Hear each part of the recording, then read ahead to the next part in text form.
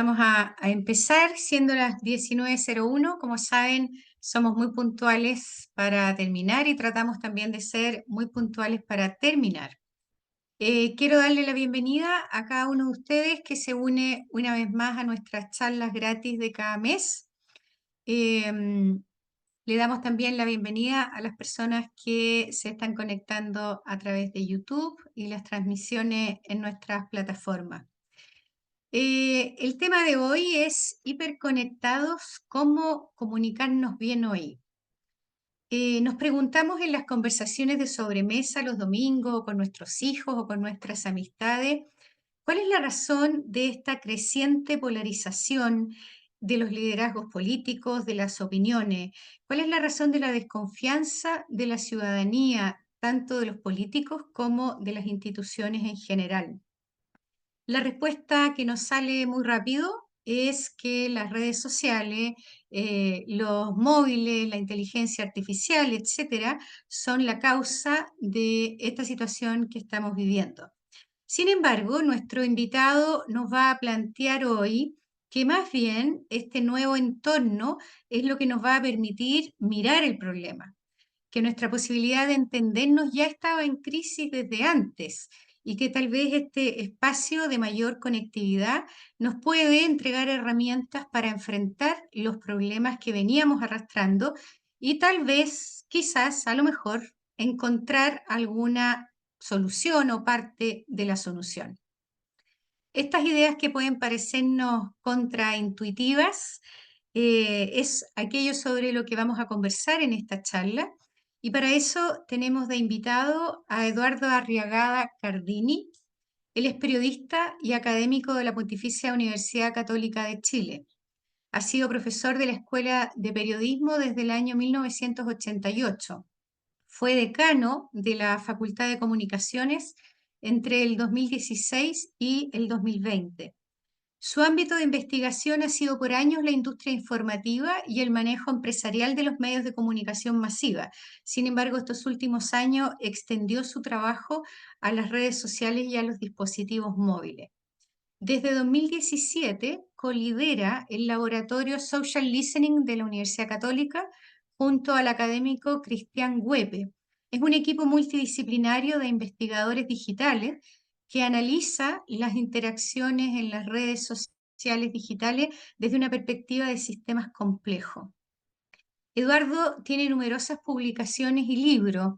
Voy a mencionar solamente el último, que es del 2023 y que es el que le da parte del título a esta charla, que es Hiperconectados, cómo comunicarse en el siglo XXI. Así que, como ven, es un tema de alto interés, de alto impacto y en el cual estamos inmersos hoy. Como de costumbre, la presentación de nuestro invitado va a ser de 45 a 50 minutos y al final vamos a recoger las preguntas que ustedes, por favor, van a ir poniendo en el chat a medida que vayan surgiendo las dudas. Les pido que no interrumpamos al expositor. Los micrófonos estarán silenciados. Las personas que se conectan a través de YouTube pueden hacer sus preguntas ahí en YouTube y nosotros las vamos a ir recogiendo. Así que todas las preguntas o comentarios que tengan le van a llegar a Eduardo. Así es que, sin más, Eduardo, te doy la palabra. Bienvenido y gracias por aceptar nuestra invitación. Muchísimas gracias, Carolina. ¿Se oye bien? ¿Se escucha bien? Nada, pues un honor de verdad estar con ustedes. No había conocido tanto la fundación y me encantó meterme en este mes desde que me comentaron que me podía sumar a este espacio. Me metí en Instagram, en lugares, y la verdad que es envidiable lo que están haciendo y es motivador. Así que nada, pues un honor. Yo creo que uno de los autores sobre temas de polarización, de los más famosos, el ¿Por qué estamos polarizados?, el libro que tanto se cita, dice que la polarización es una situación mejor que el problema que había antes, en el fondo, que el problema de abuso que la precedió. En el caso de Estados Unidos, él dice que son la lucha de los derechos civiles en los años 60, que ideologizó a los partidos políticos. De eso un poco quiero como lanzarme a hablar. Yo tengo una presentación, quiero ser como exacto con los tiempos, así que voy a poner un segundero para no pasarme. Y nada, ponerle a contar mi fenicio y tener un espacio de conversación con ustedes. Voy a primero compartir la pantalla, que siempre esto es un tema que a veces nos falla. Quiero estar seguro que estemos bien, sonido, etcétera. Ya, ahí estaría. Si alguien ve que no se está compartiendo, porque debiera estar ya puesto el título, ¿está o no? Sí, ya, buenísimo. Sí, está todo perfecto. Perfecto. A ver, yo quiero, el fondo, lo que pienso hacer hoy día, estamos todo el día, como decía la Carolina, oyendo de redes, y todos nos conectamos esporádicamente, pienso yo, alguna, este mismo Zoom, por ejemplo. Yo lo que quiero hacer es ayudarlo a entender la lógica de los cambios que está produciéndose en el mundo de la vacía, en los medios de comunicación en general, para que las decisiones con ellas sean correctas, que se basen en el correcto análisis de eso. Entonces, lo primero es entender que las redes y los móviles que nos tienen, que están siempre a mano, es como un paradigma que cambia el entorno. En esta hora yo voy a compartir una conversación, lo que sé sobre esta tendencia emergente que ajusta nuestras prácticas y está haciendo insuficiente muchas de las soluciones tradicionales que teníamos. Por culpa de esto que todavía seguimos llamando teléfono, que es como la cosa que se nos metió en la vida. Y tal como adelantó Carolina, a diferencia de los que lo ven como una moda pasajera, yo lo veo como un signo de los tiempos que define nuestra época. La primera vez que enseñé esto fue en el 2009, me lo pidieron los jesuitas y puse esta imagen, encontré el otro día preparando esto, recordando que la Iglesia Católica usa este término para sucesos que determinan de alguna manera los tiempos que se viven, tensionando los paradigmas sociales, políticos. Es decir, es un fenómeno que caracteriza una época. Y Pablo VI, cuando lo usó, lo ejemplificó justamente con el cambio del rol de la mujer, cuando ella se integra al mundo laboral. No dejen de ver esta película italiana que está esta semana en el cine. La mujer trabajaba en la casa, la mujer que trabajaba en la casa era una multiplicadora del tiempo del resto de las personas de esa casa. Y permitía que algunos leyeran con calma el diario mientras se tomaban el desayuno. Esa integración al trabajo de las mujeres fue traumático para muchos, pero la liberó, las hizo más felices. Al igual que la irrupción de las redes, se trata de cambios traumáticos que nos van a hacer bien cuando nos acomodemos. Yo creo que si tenían duda de la reversibilidad de esto, yo creo que COVID lo confirmó. Yo no creo ya que sea posible pensar esto sin las redes. Va a haber una evolución, por supuesto, lo más seguro los dispositivos cambiarán, pero la actitud de los usuarios no va a cambiar. Llevo como 20 años escribiendo estos temas. En el 2007 escribí un libro sobre la primera forma conversacional de comunicación. Y lo destaqué en la portada con el dibujo, en la portada de usar estos como dibujos de cómics, porque para mí los diálogos era lo nuevo. Y el 2013 di un paso más mostrando que, con el título este tsunami digital, que lo que cambiaba eran los usuarios. Iba a ser un tsunami que iba a barrer con todo lo que no se subiera a esta ola en que el usuario tenía un cambio de posición. Y en esa misma línea, en diciembre pasado, saqué este libro que lo animo a leer a los que se interesen más en el tema y que resumen 15 años de trabajo y está pensado para cualquier lector. Y que lo que hago ahí es revisar el impacto de los dispositivos, la tecnología. Pero hay que tener cuidado, hay una trampa y la tecnología se dice que es lo que no existía cuando nacimos. Son herramientas, pero que se definen por nuestro uso. Por eso hay que fijarse que aquí no estamos hablando en realidad de tecnología, sino que de comunicación, de lenguaje. Y por lo mismo genera tanta incomodidad, por lo mismo es tan peligroso lo que pasa allá adentro. En el nuevo libro, la imagen que usé, en vez de ser esos globos, si se fijan, son estos pequeños nodos, que es la forma como se representan en el mundo de las redes sociales a las personas cuando conversan. Es decir, los nodos son las figuritas redondas, chiquititas, y las líneas son las interacciones que tenemos. Y lo hice muy negro, muy condensado, por esta excesiva comunicación y cercanía al otro. Ese hastío, ese hartazgo que hoy sentimos. Cada capítulo del libro es como un doble clic en que yo trato de explicar una parte del entorno. Y yo hoy día quiero explicar como el desde. En el fondo, y puesto este dibujo que no creo que alcancen a ver, yo después les puedo mandar el PPT con estas imágenes para que le peguen una mirada, pero el lenguaje es lo que nos define como seres humanos. Las comunicaciones, hubo un momento que fueron solamente sonidos, canciones, hubo un entorno de mensaje evanescente, hasta que apareció la palabra escrita. Este gráfico del tiempo está sacado un libro de Derek, que el joven que dice que nos demoramos 1700 generaciones en desarrollar el lenguaje. Antes de Sapiens, en el fondo. Y otras 300 generaciones en conseguir la escritura. Fue un enorme cambio el de la escritura, que generó muchísima incomodidad, temor. Platón decía que era una catástrofe que iba a afectar el entendimiento. Con la escritura, algunos generan textos que se hacen eternos, y el resto apenas pueden tener la suerte que alguien les lea. Ese fue el mundo que duró mucho tiempo. Hace solo 33, 35 generaciones atrás aparece el segundo gran paso, el tercero si consideramos el lenguaje, que es la imprenta. Y es el mundo donde nos criamos. La imprenta tiene otro paradigma, que es el paradigma de enviar un mensaje de 1 a miles. ¿Y eso qué permitió? Que cualquiera pudiera leer, incluso hacerlo en silencio. Como segunda herramienta que afecta el lenguaje, generó también rechazo, generó temor.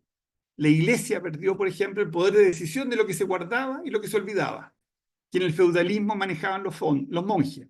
La imprenta dio libertad. ¿Para qué? Para leer los libros escritos por otros, pero también, porque un paradigma que se extendió a los otros medios, para definir qué ver del mundo audiovisual, qué ver del mundo radial, cuando permitió otras formas de acceder a la información, como que podíamos elegir qué ver. Perdón, ahí me pasé uno. Voy a volver para atrás. Yo quiero mostrarle cuál es el cambio más reciente en un pequeño videito.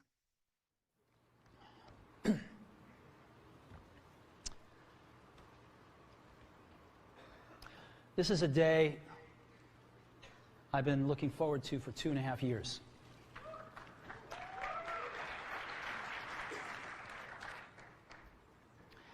Every once in a while, a revolutionary product comes along that changes everything. And Apple has been, well, first of all, one's very fortunate if you get to work on just one of these in your career. Apple's been very fortunate.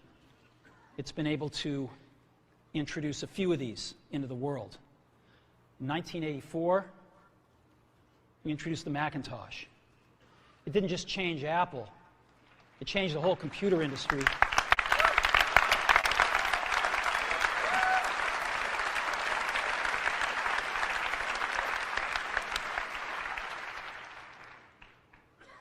In 2001, we introduced the first iPod.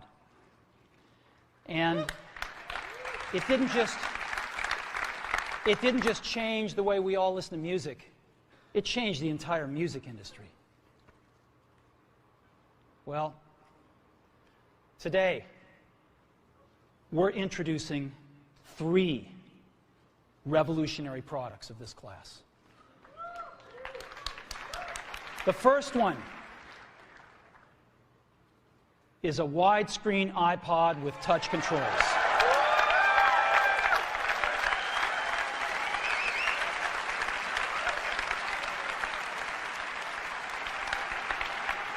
The second is a revolutionary mobile phone.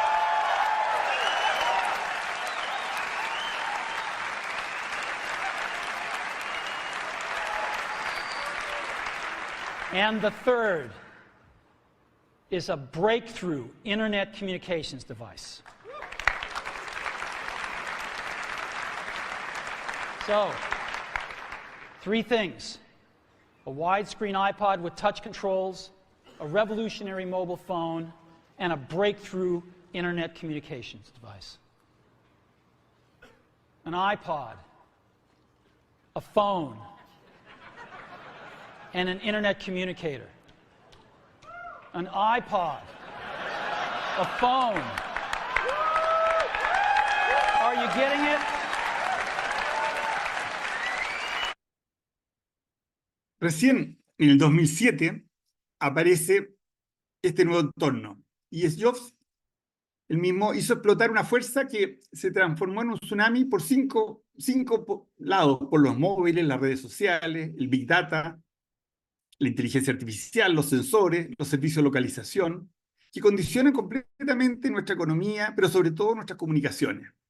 Todas estas fuerzas convergen en este masificado dispositivo que todavía llamamos teléfono.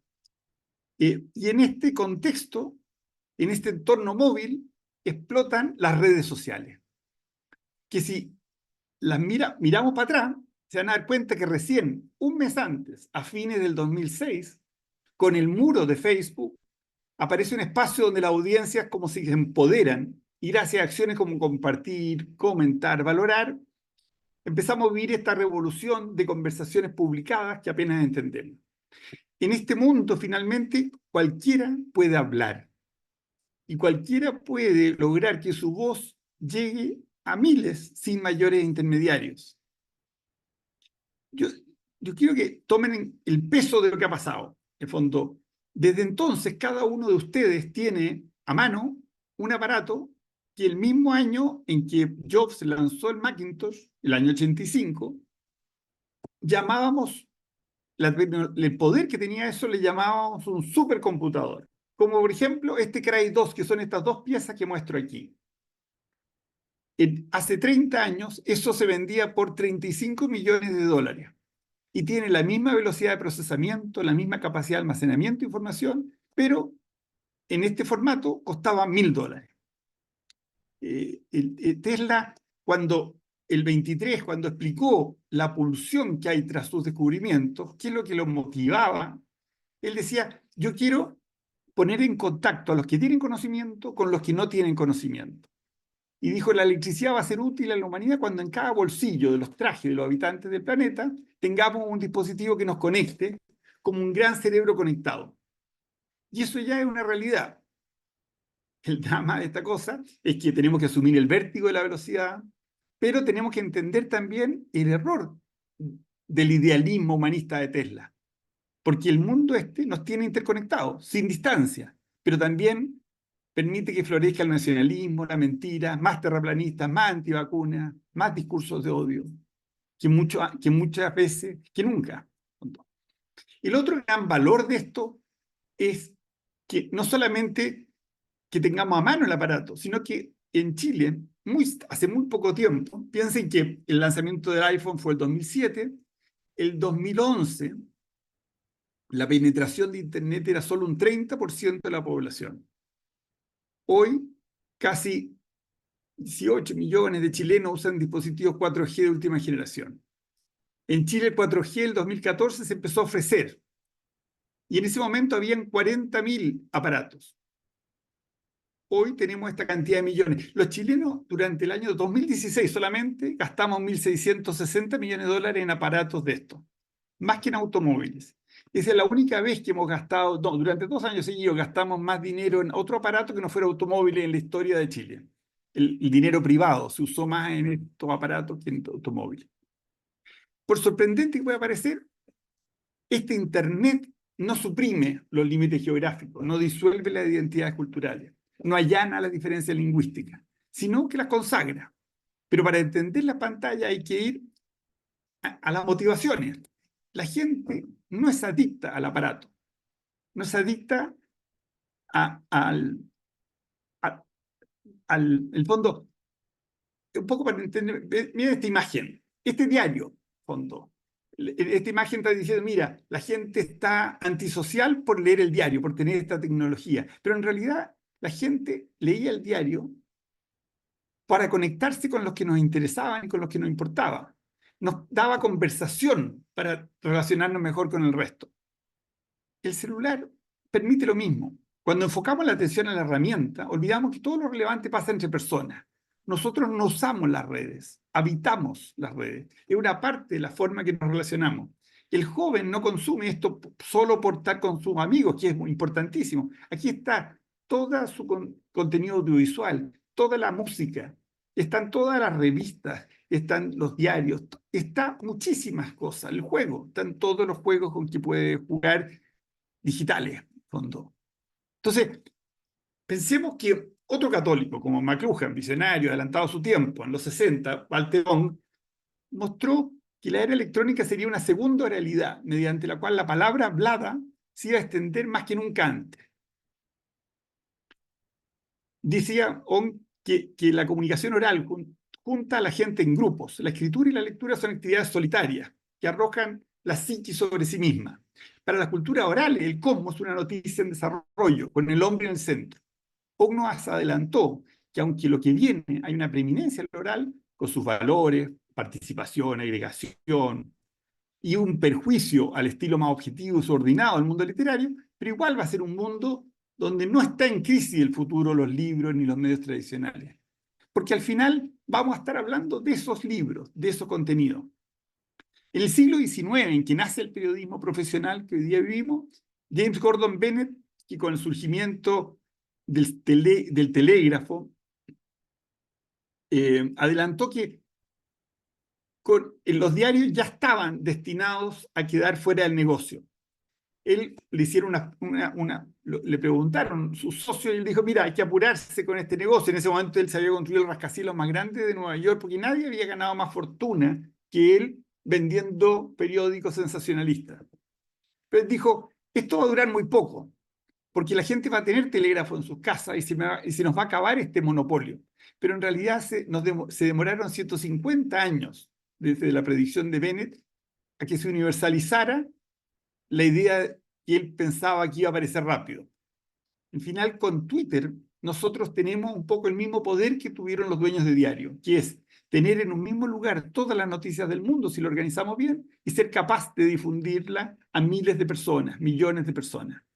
Esa ventaja que te la daba en el caso de los medios masivos, la rotativa, los primeros medios masivos que son los diarios, la rotativa y el teletipo en un mismo edificio, se convirtió en una ventaja que ya no es competitivamente importante.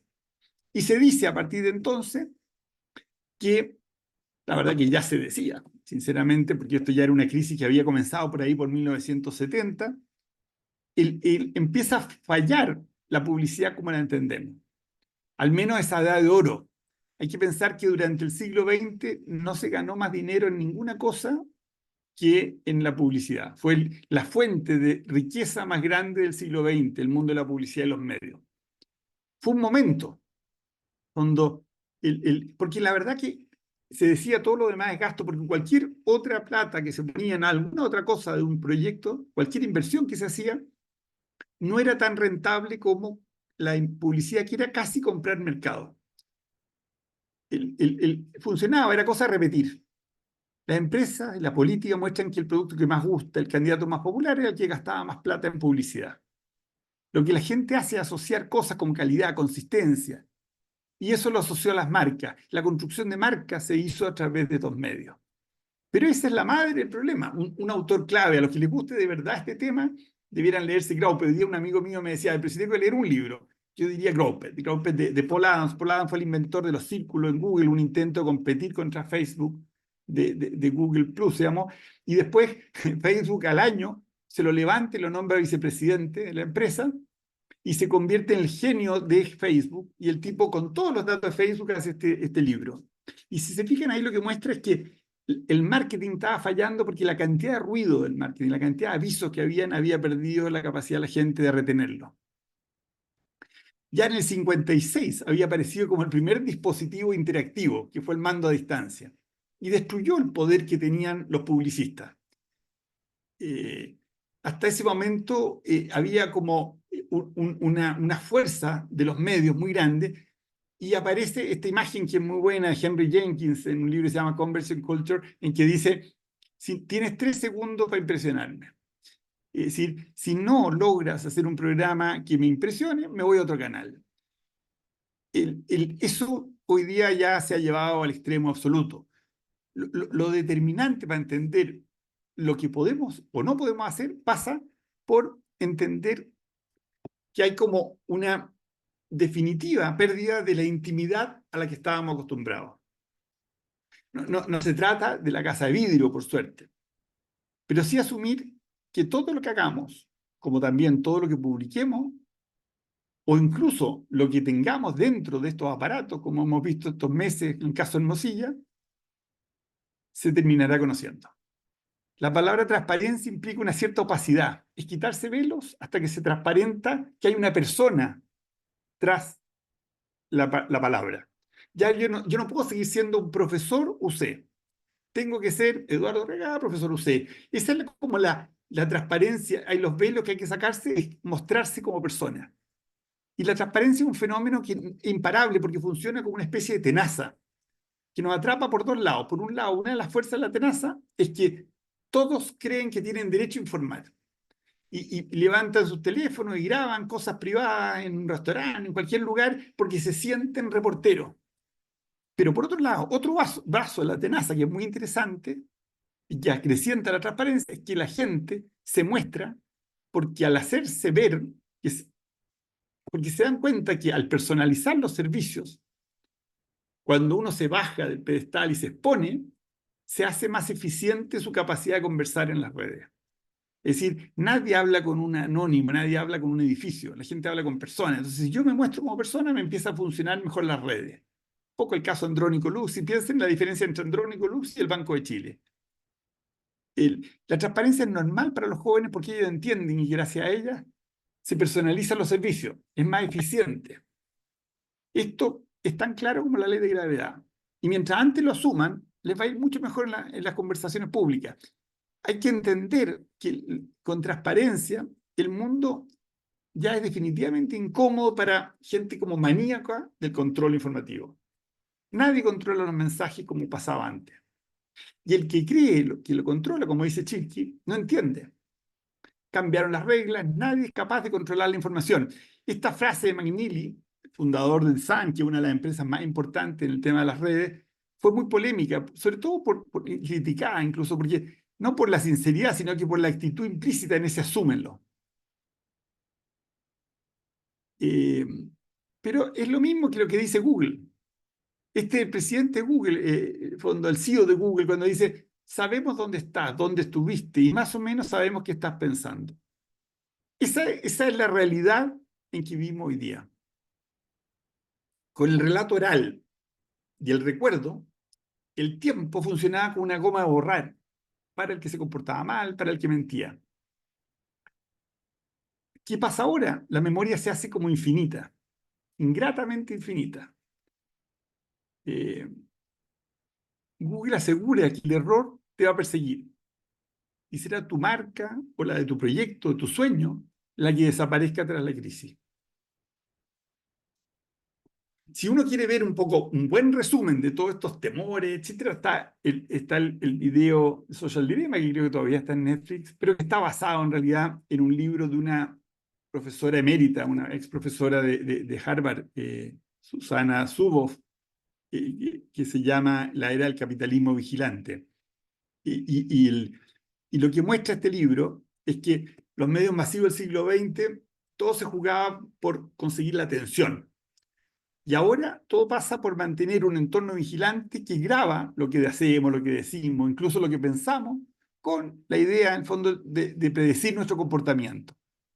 Susana advierte que la vigilancia permite a una muy acotada cantidad de plataformas extraer, acumular información para generar un conocimiento predictivo del comportamiento. Y ese conocimiento predictivo es el gran capital. Así, la idea de eso es que no es un tema de publicidad, sino que es venderle cuántas personas van a comprar auto este mes, qué tipo de auto, cuánta gente va a comprar ropa. Un poco esa es como la idea, adelantar comportamiento. Y eso tiene un valor enorme. El problema de esta línea de análisis para mí es que analiza todo el entorno, y es un poco el problema del video como de Susana, que analizan todo el entorno como si fuera como el tabaco, como si no tuviera ningún beneficio. No entiende que se trata de una herramienta que, aunque condiciona nuestra convivencia, también tiene cosas muy valiosas. Eh, yo ahí si uno tiene que elegir de vuelta un segundo libro, así como estaba el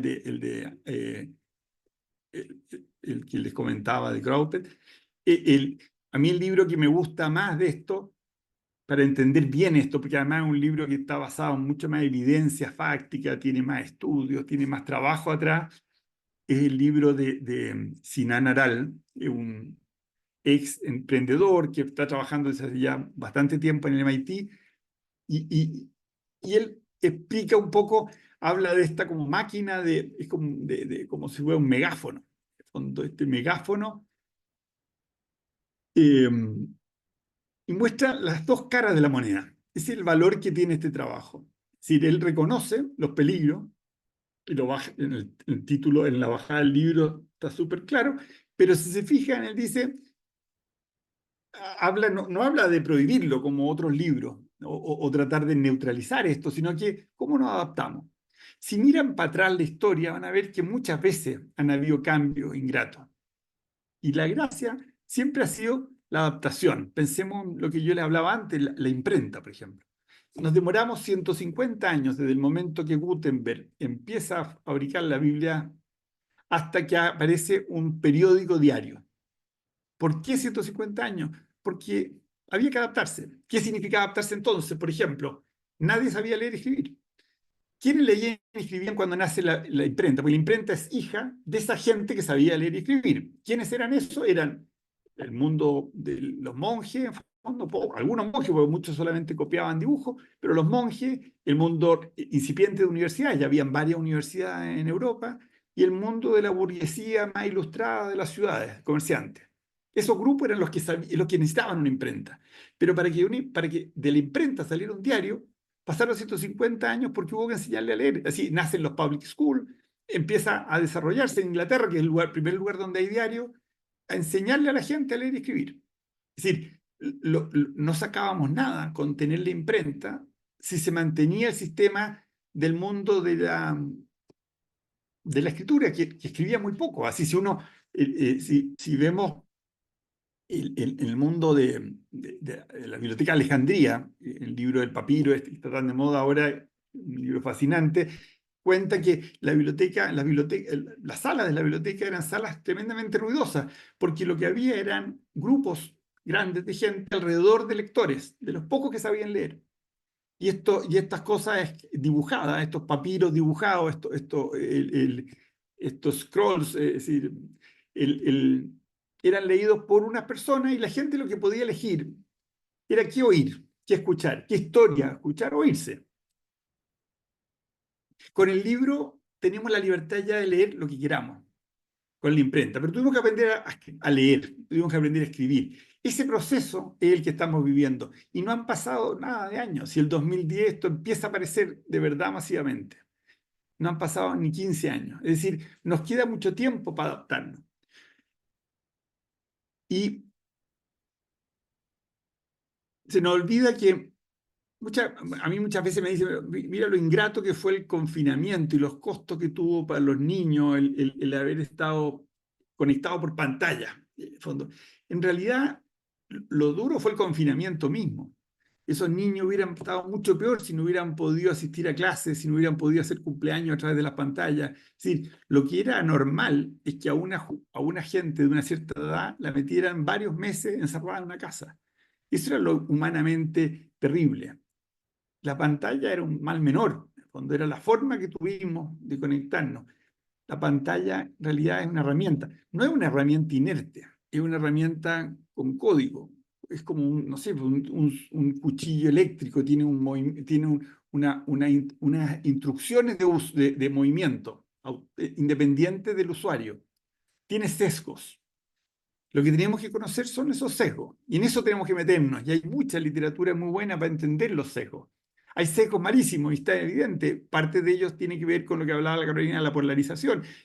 Uno de los sesgos es la simplificación, ceros y uno, es decir, hay un problema en lo digital que es malo para el compromiso. Pero tenemos que aprender a usar el sesgo. Hay sesgos buenos, por ejemplo, el sesgo contra la mentira. Todo se termina sabiendo. No creo que sea malo eso. En el fondo es malo para los mentirosos y para los que se quieren arrepentir, es complicado, pero quizás vamos a tener que pedir perdón con más fuerza. Pero no hay, yo creo que no hay tutía. ¿Cuál es uno de los temas que más marean en este espacio? Y así podemos pronto ya meternos en la conversación, aprovechar que no. Y es que tenemos este ejemplo. No sé si han oído hablar de BuzzFeed, pero BuzzFeed, hay muchos BuzzFeed cerca de nosotros. Es como el medio tradicional más exitoso en potenciar la búsqueda de audiencia mediante clics simples, clickbaits. Estos superaron a los grandes medios de ese tema, Hawker Media y Upworthy. Incluso BuzzFeed compró al Huffington Post, que fue otro de los medios digitales importantes. Y hace nada, es decir, estamos hablando del 2020, se decía, el 2020 se decía que BuzzFeed iba a terminar desplazando al New York Times, a CNN, porque esos medios tenían estas grandes redacciones y era imposible financiar esas grandes redacciones de periodistas. Pero lo fuerte de esto, y esto que muestra un poco el problema de lo viral, que es una de las, como las trampas del mundo de las redes, es que a mediados del 2023 BuzzFeed quebró. ¿Por qué? Porque terminó siendo tan caro repetir la viralidad. Cualquiera puede imitar la viralidad, pero es muy difícil mantener una capacidad de hacer viralidad en el tiempo. Al final necesitaba BuzzFeed más personas, más periodistas, entre comillas, que los que necesitaba un diario tradicional. Porque construir viralidad requería mucha gente. Es decir, el clickbait, a pesar de que es fácil de repetir, tiene dos problemas muy serios y yo creo que acá hay una tremenda oportunidad. Y es que, por un lado, es que es difícil, el fondo, hacerlo todo el tiempo, lo viral, pero lo más complejo es que daña muchísimo la reputación. Quienes adoptaron la fórmula de viralidad no pudieron prever lo fácil de imitación, pero sus decrecientes ingresos publicitarios se les escapaban mientras aumentaba la necesidad de contratar más gente. Pero además, la gente se iba decepcionando del producto porque no construía reputación. En paralelo, los medios tradicionales a los que supuestamente iba a reemplazar aprovecharon la misma, es decir, esta idea que yo les decía de ir como adaptándose. Los medios tradicionales se han ido adaptando y han ido aprendiendo, algunos, no muchos por estos lares, pero en algunos países han ido dándose cuenta que tienen que cambiar su modelo de negocio. En vez de financiarse con publicidad, tienen que financiarse por suscripciones, membresía. Se han adaptado a lo viral, han atraído mejores profesionales de los nuevos medios, pero no han dejado de hacer lo de siempre. Se han dado cuenta que no basta lo viral. Y en esa misma línea de pensamiento se llega a una necesidad de no olvidar nunca el impacto que puede tener la reputación que estábamos mencionando recién. Yo ahí me gustaría como que nos quedemos con esta idea final. Es decir, hay un tipo de director de centro de reputación de Oxford, se llama Robert Younger, que dice que distingue un poco lo distintivo de la reputación de la siguiente manera. Dice, marca es, por decirlo de una forma simple, lo que se quiere ser. Reputación es cómo nos ven los demás. Y para Younger podemos influir en nuestra reputación, no podemos controlarla. Y aporta esta definición de reputación. Yo creo que no hay nada más fácil de destruir que la reputación cuando jugamos con estos temas en las redes. Es decir, cuando buscamos el camino fácil. Yo este jueves, los viernes, perdón, tengo unas clases de diplomado para políticos, para gente del mundo del entorno de la política, un diplomado de comunicación política en la Católica. Y me acuerdo que los alumnos estaban como un poco molestos con el tono de la clase y me decían, a ver, pero está claro que hay que polarizar. Si no polarizo, yo no voy a ganar la elección. Y yo les recuerdo algo que está bastante explicado en el libro de Daniel Innerarity, que dice que la polarización como estrategia política tiene un problema muy grave, y es que tú lo que estás haciendo es, en realidad, es como un camino corto para ganar una elección, para llegar al gobierno. Pero el problema es que ese camino corto rompe todos los puentes para poder gobernar, en realidad no para gobernar, sino que para tener poder. Es decir, el poder en democracia requiere acuerdos.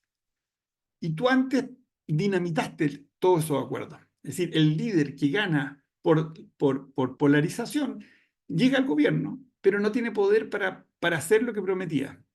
Y eso está pasando en todos lados. Entonces, la democracia va perdiendo fuerza y yo creo que en algún momento va a aparecer una tendencia que aproveche bien este espacio y de vuelta a esto. Y para mí en eso yo estoy trabajando muy fuerte con el tema de la escucha. Yo creo que este nuevo espacio tiene una oportunidad enorme de escucha. Es decir, el mismo lugar que nos produzca hartazgo, esta cercanía tan grande, este ruido tan grande, si lo miramos mejor, porque ¿qué es lo que vemos cuando vemos las redes sociales? La gente dice, pero mira la cantidad de cosas tóxicas que hay. Yo llevo, no sé, 15 años intensamente metido en Twitter. Y si ustedes ven mi timeline, lo que a mí me aparece en Twitter, no hay nunca un discurso de odio, no hay ninguna polarización extrema. ¿Por qué? Porque yo estoy siguiendo a gente que me interesa. Twitter te permite eso, te permite seguir a gente que te interesa. Cada uno, el WhatsApp de uno no es tóxico si uno no tiene gente tóxica dentro del WhatsApp. Fondo, ¿cuál es el problema? Que uno se mete a ver cosas, entonces dice, ay, voy a poner un hashtag. Y pongo un hashtag y aparece todo tipo de cosas. Pero ahí estamos viendo, yo siempre uso el ejemplo, es que acá en el mundo de las redes es como que ustedes tuvieran grabaciones de todo lo que se ha dicho hoy día por teléfono en Santiago. Entonces, si ustedes tuvieran esas grabaciones, ¿cuál sería la lógica de buscar datos del mundo de los medios? Porque antes los medios eran un medio, entonces yo me fijaba en un medio, dos, tres, seis medios. Hoy día, como todo Kiki, cualquier persona puede llegar a tener la audiencia de un medio, los estudios dicen, veamos a todos como medios. Y al mirar a toda la gente como medios, se nos olvida que más del 90% de la gente no produce interacción y solamente un 2% genera casi toda la interacción que hay en las redes. Entonces lo lógico es fijarnos en ese 2%. ¿Quiénes son los que de verdad están generando interacción? No solamente fijarnos en ellos. Nuestra obligación es estar en este 2%. Ese es el desafío, no solamente aprender a escucharlo, sino que influir en ese espacio. Y en este sentido, el documento que sacó el Papa en 2013, perdón, en 2023, y que vino a hablar esta semana pasada uno de sus asesores, es súper claro. Él dice que tenemos que estar ahí, tenemos que estar donde está la gente. Esa es la calle, ese es el lugar donde hay que, en el caso de la iglesia, evangelizar. Ya, ahí abrimos la conversación y dejo de hablar yo, dejo de compartir. Vi Wow. por ahí que habían, Bueno, al menos vi dos colegas, la Eliana Jiménez, vi también a Magdalena, no sé, Magdalena Navarro. Pero seguramente hay mucha más gente, pero no todo el mundo aparece con imagen y no sé, en el fondo este es el drama de estos aparatos, es mucho más bonito cuando nos vemos la cara, pero lo bonito de esto es que estemos todos en nuestras casas y podamos hacer este espacio de forma tan rápida, sin traslados ni cosas. tal cual. Mientras se entusiasman y empiezan a escribir las preguntas por el chat para que podamos recogerlas, me gustó esto último que dijiste, me encantaría que lo profundices un poco, esta oportunidad de escucha que tenemos. Solamente el 2% de las personas en las redes generan el 90% de la interacción. Me parece impresionante ese dato. No el 90, Tan- pero a ver, el 2% domina los temas de conversación. El 2% como que condiciona los temas de conversación. Yo tengo unos estudios, nosotros hicimos estudios muy potentes en la época de la vacunación. Y si les mostrara esos estudios, verían que cuando yo tomé 60.000 personas que tuitearon algo sobre vacunas durante el año en que nos pusimos las vacunas en el cuerpo. Y habían dos círculos concéntricos muy grandes de gente, uno rojo y otro mezclado entre rojo y verde. Nosotros usábamos el rojo para los antivacunas, verde para los pro vacunas, en fondo, y esos dos círculos estaban como en el aire, sueltos. Y adentro había una cosa que se llama como el núcleo de influencia. Los dos primeros, que era muchísima gente, es gente que no logró interacción, gente que ha tuiteado cosas, y casi todos los antivacunas se les iba la vida ahí. Estaban tuiteando cosas y nadie los veía, nadie reaccionaba, era como si fuera un bot, una máquina. que hablaba consigo mismo y con algunas personas amigas de ellos, etc. Pero tenía una capacidad muy baja de interacción. Si uno se mete en el grupo de gente más que está al centro, nosotros lo que hemos hecho con los estudios es tratar de entender que no podemos ver a todos estos nodos como iguales, porque en el mundo de las redes no hay igualdad. Así, hay una ley de las redes muy conocida que se llama la ley del poder, también se le llama la ley de Mateo, porque se representa muy bien con esa frase de a los que tienen se les dará más y al que no tiene incluso eso se le quitará.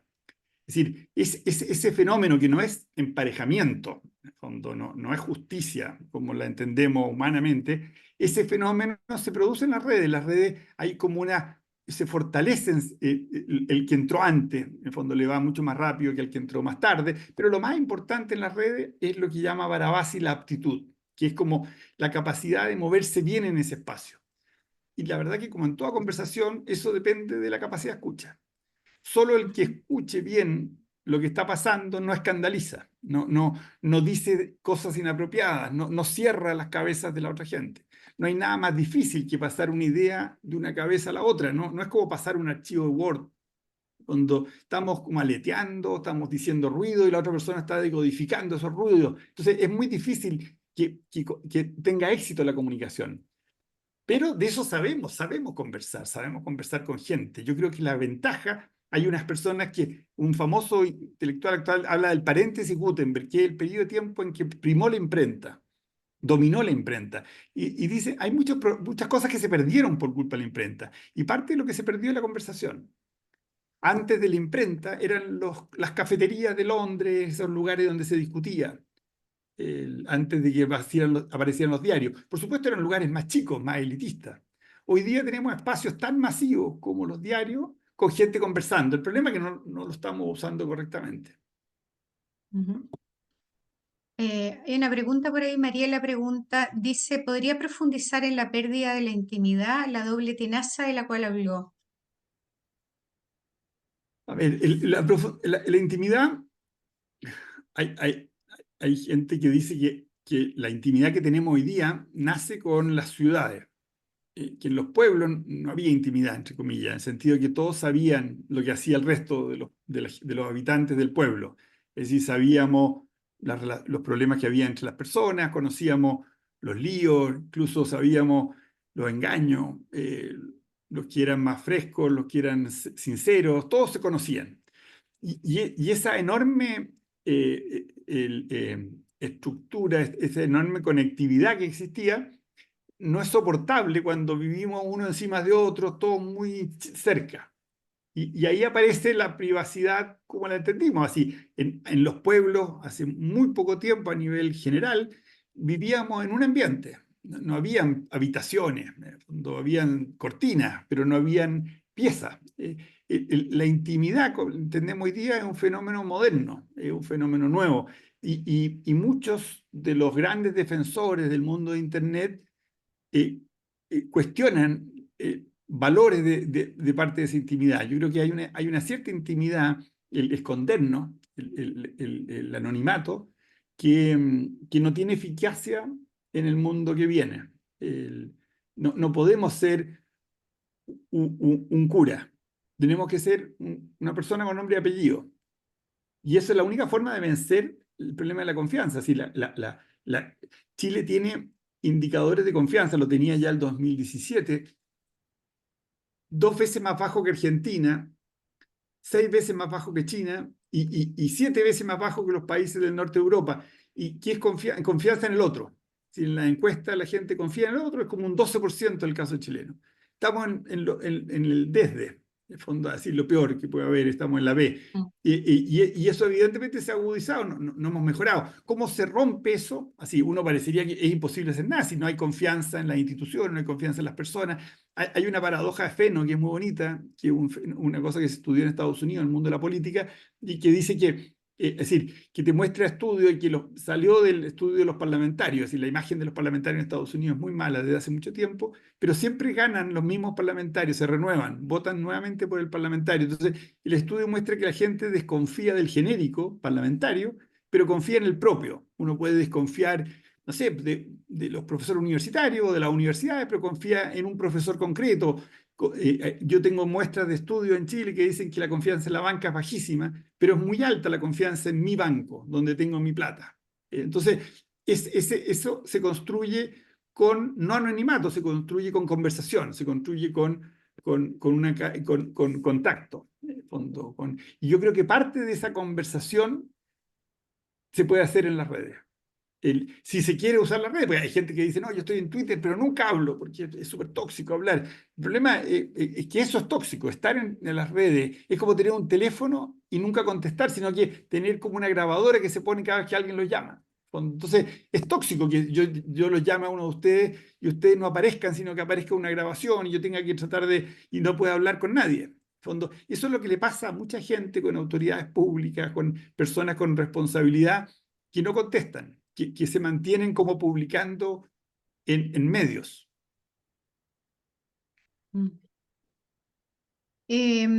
A ver, Eliana Jiménez dice, hablando de adaptación, no conocía a nadie que fuera adicto a leer el diario. Además que al leerlo completo ya no había más. En cambio, las redes sociales y los medios digitales pueden ser interminables y producir adicción. ¿Cuál es tu opinión al respecto? Uy, yo soy adicto y sigo siendo adicto, una cosa tremenda, me hace mal incluso salir de la casa sin haber leído diario. Y me suscribí ahora al Diario Financiero porque la tercera no llega en la semana y yo necesito leer el diario en papel. McLuhan ¿quién fue que decía que es como bañarse, es como un rito, como un baño de tina?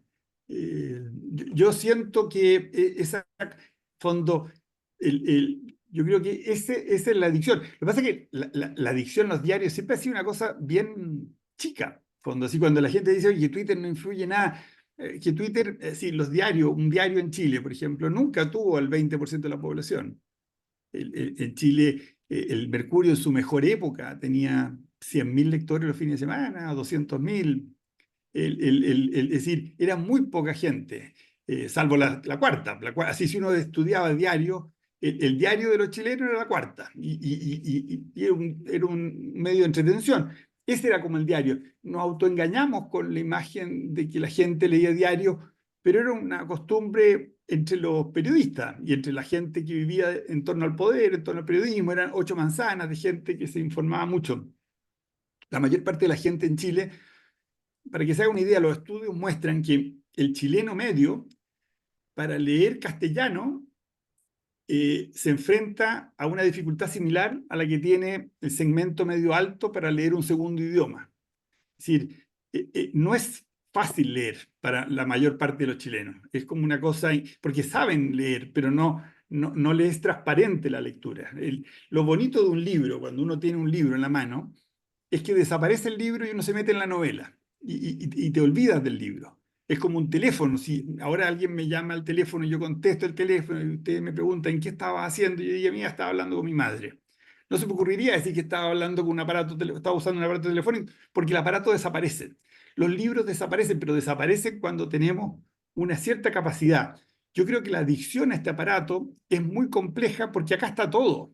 Es decir, ¿qué cosa no tenemos solucionada por este lado? Ese es el problema, es decir, el mapa, la calculadora, el chat GPT, son muchas cosas en una, es como una navaja suiza, tiene muchísimas herramientas. Entonces, unos usamos más una, otros otra, pero es muy difícil no tener la mano, porque la fortaleza más grande que tiene este aparato, por ejemplo, para los jóvenes, es que están todos sus amigos ahí. Piensen un poco, yo no sé cómo eran ustedes, pero yo cuando era chico me acuerdo en mi casa llamar a cierta hora era imposible, pero yo no hablaba nada y yo tenía 2 hermanas, hablaban muchísimo por teléfono y una cosa increíble, yo no entendía cómo lo hacían, en el fondo era una capacidad enorme de estar ahí hablando. Y eso no era adicción al aparato, era una adicción enorme a estar conectada con otras jóvenes como ellas.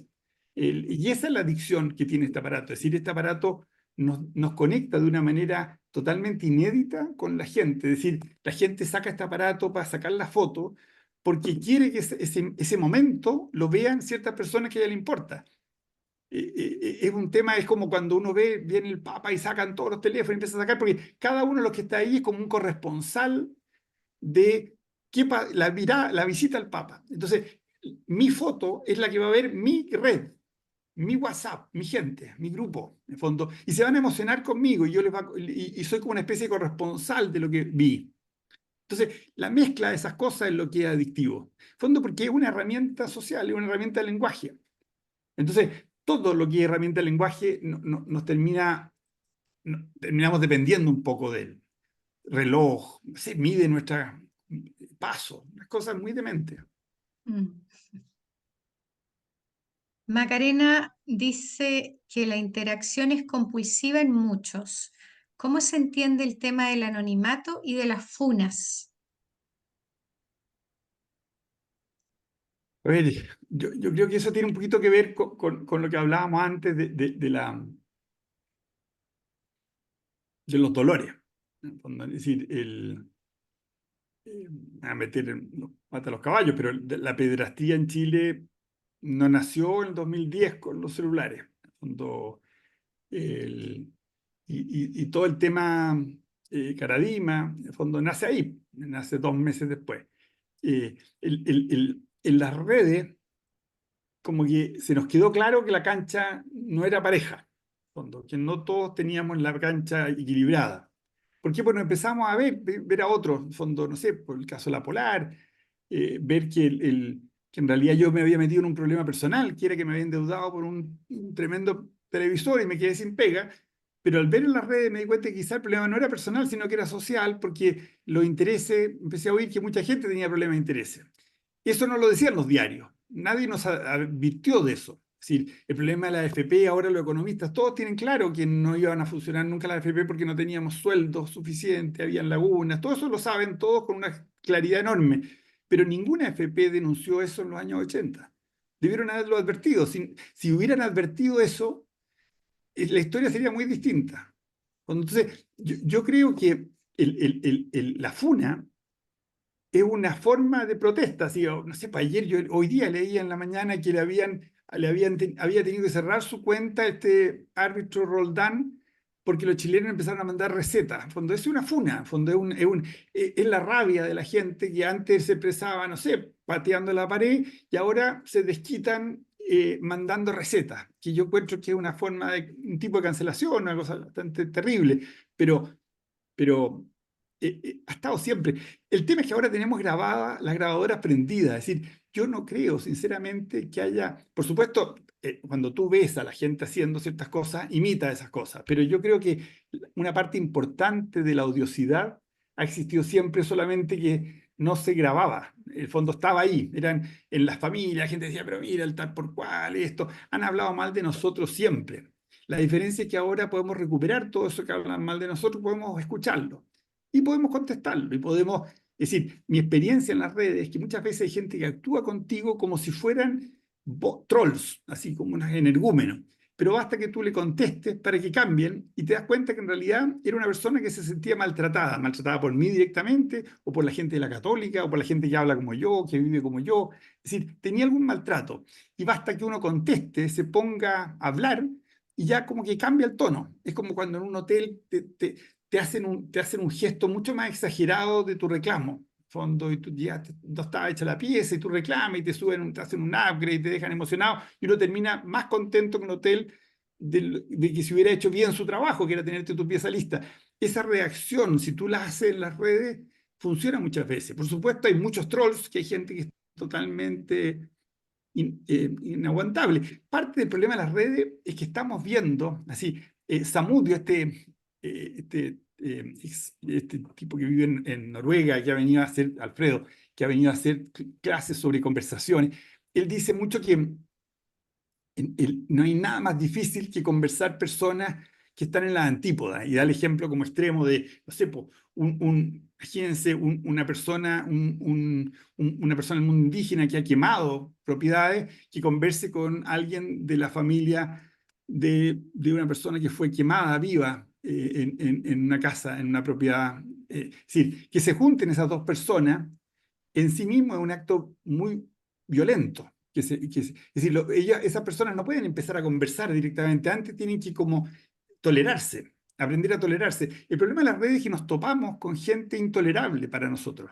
Es decir, nos encontramos con gente que nunca nos teníamos que ver, que no era normal verse, y lo estamos viendo ahí. Es decir, una persona que viene de una historia de tortura se encuentra con un torturador hablando y defendiendo la tortura en Twitter. Entonces, esa cuestión es muy fuerte, pero no es fuerte por el Twitter, sino que es fuerte porque nos estamos encontrando personas que no nos veíamos. Es como, yo no sé si a ustedes les ha pasado, pero en el estallido, como que mucha gente que antes miraba para abajo, empezó a mirar para arriba y ponerte cara como diciendo, a ver qué vaya a hacer. Atrévete a hacer algo. Y eran personas que antes como que miraban para abajo. Es decir, hay una cosa muy bonita en lo argentino, hay un sociólogo argentino que tiene una tesis que se llama ¿Y a mí qué mierda me importa? Un sociólogo muy importante argentino, una tesis en Pensilvania, y él dice que en Argentina, por el fenómeno del peronismo, etcétera, el ejemplo que da empieza que un tipo de un colectivo choca a un Mercedes-Benz y se bajan los dos.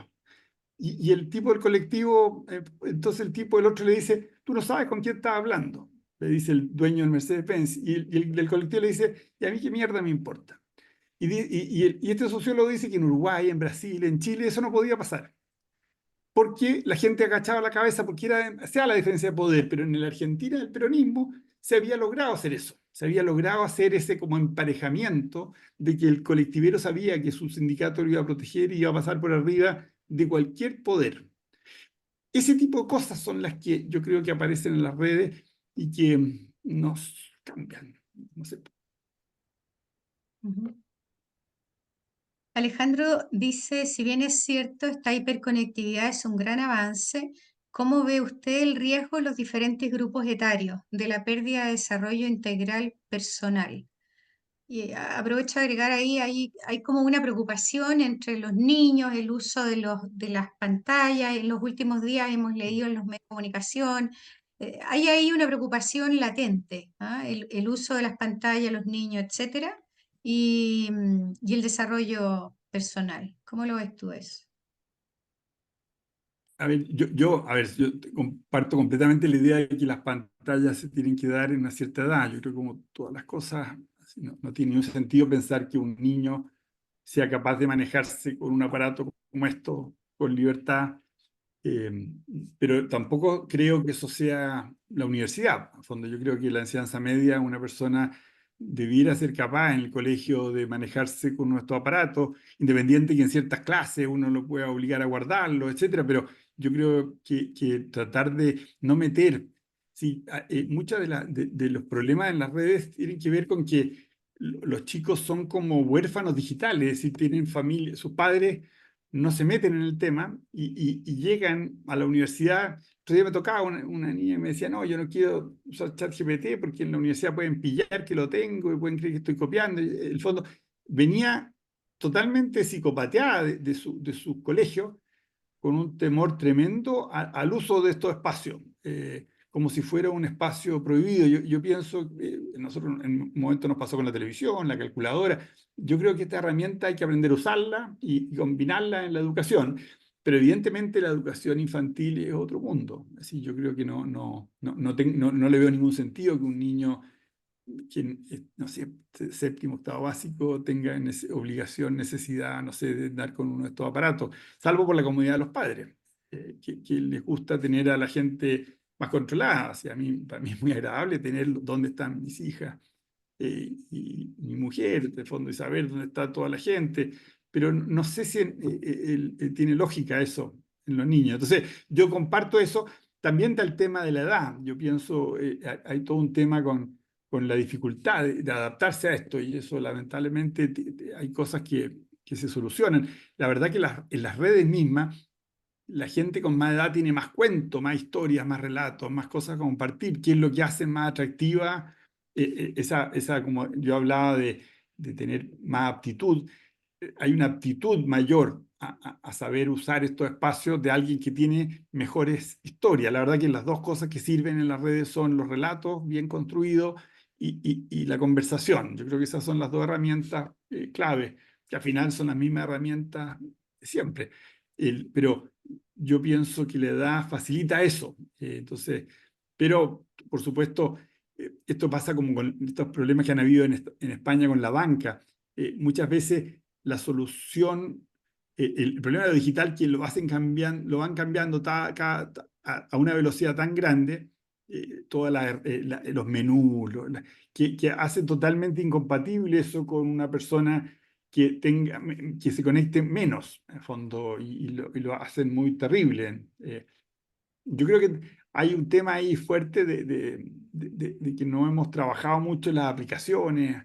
Sí, hay que pensar que la gran parte de las aplicaciones siguen siendo las mismas del primer iPhone, que era un iPhone primitivo al lado cualquier aparato hoy día, cualquier Android, cualquier de los aparatos chinos que hoy día compiten, son mucho más de 1000 veces más poderosos que ese iPhone, pero las aplicaciones no han cambiado mucho. Es decir, los procesadores, eso es increíble que tienen estos aparatos, se usan para sacar fotografías, pero no para hacernos fácil la vida.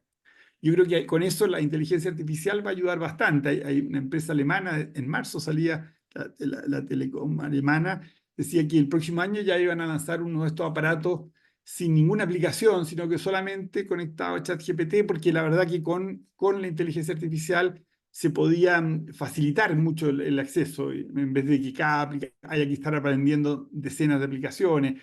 Yo creo que ahí depende un poco el trabajo de nosotros. Ujú. Por ahí Luchita agrega sobre este mismo tema que los jóvenes ya no leen, que buscan el resumen en el rincón del vago, copy-paste debe ser para los trabajos, cero convivencia familiar, etc.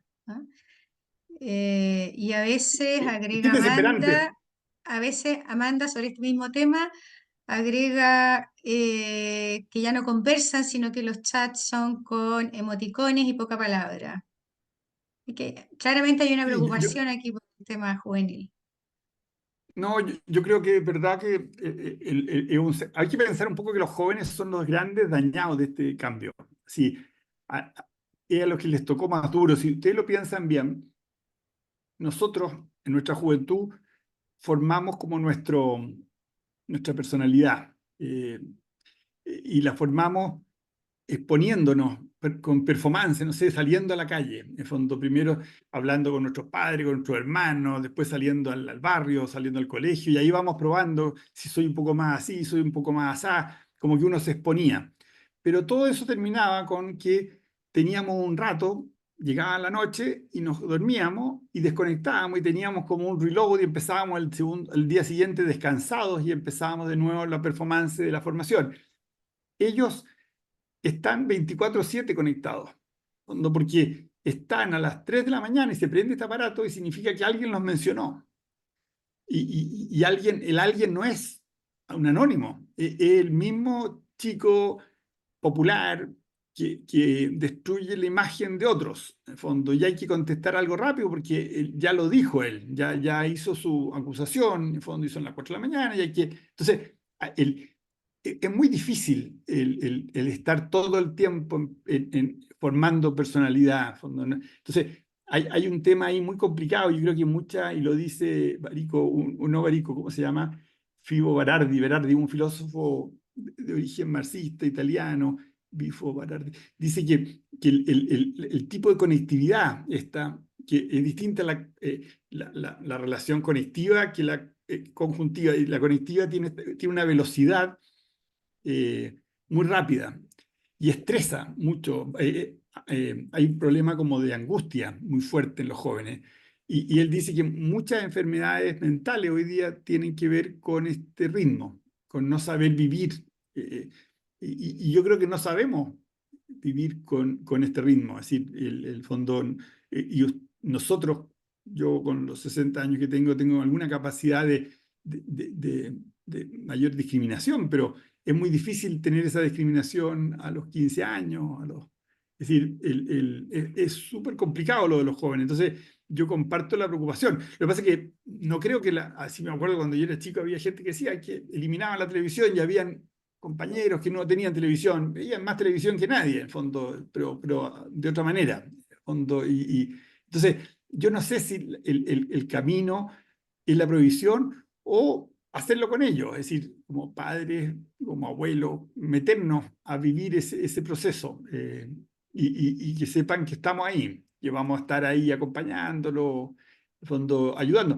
Yo creo que esto es, toda esta cuestión en el libro lo digo, para mí es como una noticia en desarrollo, ¿no? Como periodista tengo una formación que me hace como mostrar lo que voy viendo. Y de hecho le pedí a un amigo, a Daniel Inerarity, que haga el prólogo porque él lo veía como más de la filosofía, una capacidad más bien de hacer un poco esta cosa más evaluativa. Lo mío es mucho más descriptivo y trato de mostrar problemas, cosas a favor, pero lo veo como una noticia en desarrollo y no hago como un juzgamiento. No creo tener la capacidad tampoco, estamos muy encima además. Mm, estamos encima. Lo que queda claro es que es un desafío para todos los padres y madres que tengan hijos pequeños o adolescentes, estar como bien atentos ahí. Bien, estamos ya en la hora. Vamos a terminar con una pregunta que plantea Eliana. A ver, ¿qué te parece, Eduardo, la presencia activa de Monseñor Chomalí en Twitter?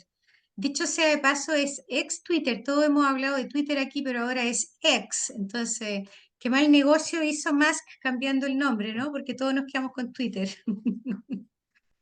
Es complicado lo demás porque en el fondo la verdad que Musk mostró el valor que tiene ese espacio. Es decir, cuando pagó 40.000 millones, nadie ha pagado más por ninguna empresa en la historia. En el fondo no ha habido una compra así.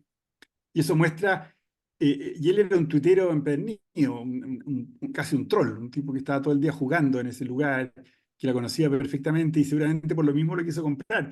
Pero él está pensando en otro proyecto, está pensando en algo rentable. De hecho, Twitter en su historia ha perdido como 800 millones de dólares entre lo que ha entrado y lo que ha salido. Es decir, no ha sido rentable nunca. Entonces, él trata de ser rentable y está pensando en un proyecto mucho mayor que Twitter. Entonces, pero sabe que al final Twitter para él tenía esta cosa un poquito tontona, que a él le molesta mucho toda esta cosa de las cancelaciones, del mundo puritano. Entonces, como es bastante extremo, se parece un poco a Milei, como que le gusta más ser más irritante y el pajarito ya lo molestaba muchísimo. Entonces, se dio el gusto de hacer cambios, pero yo creo que son cambios cosméticos. Al final la gente va a seguir hablando de Twitter y X va a ser una marca muy rara, además porque la X no se asocia. Pero en lo importante, yo pienso que respecto a Chomalí, es que el drama es que,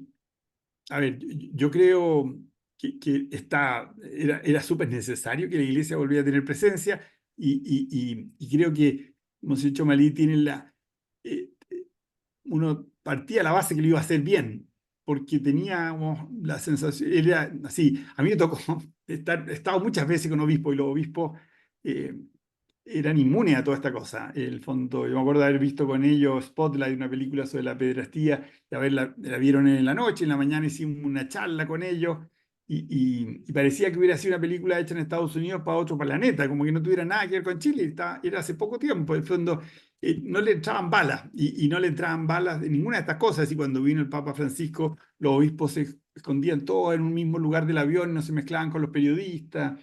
Es un grupo de gente que yo creo que está como, no sé, como dañada. Y Chomalí era de los pocos que estaba fuera de ese registro. En el fondo.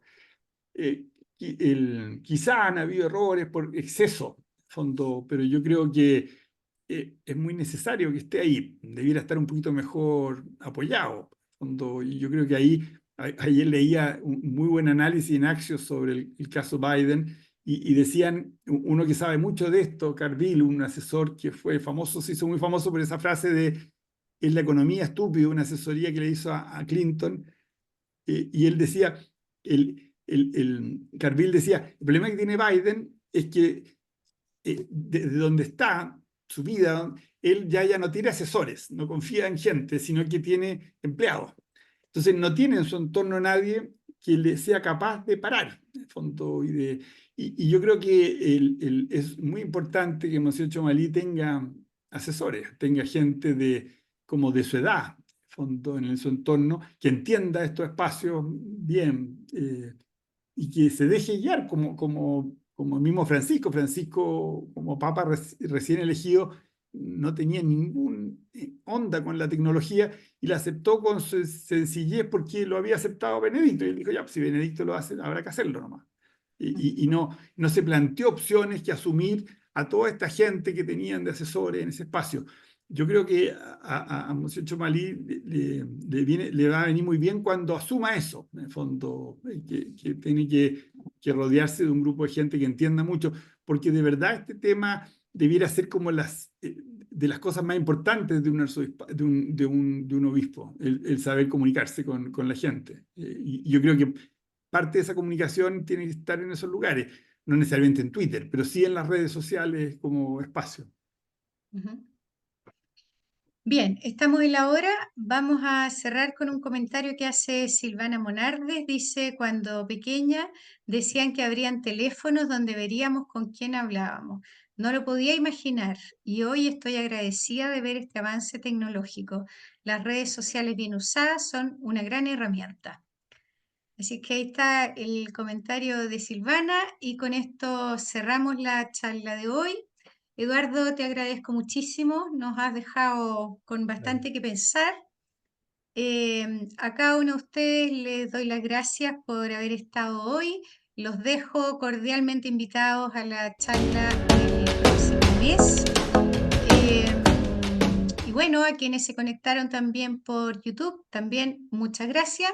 La charla va a quedar en nuestra página web a disposición en unas 48 horas aproximadamente, así es que ahí podrán volver a verla. Muchas gracias. Gracias, Eduardo, nuevamente.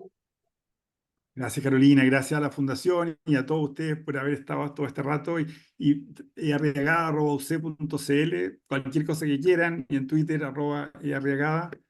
Estoy siempre dando vuelta por ahí, más de lo que debiera. Chao. Por ahí están llegando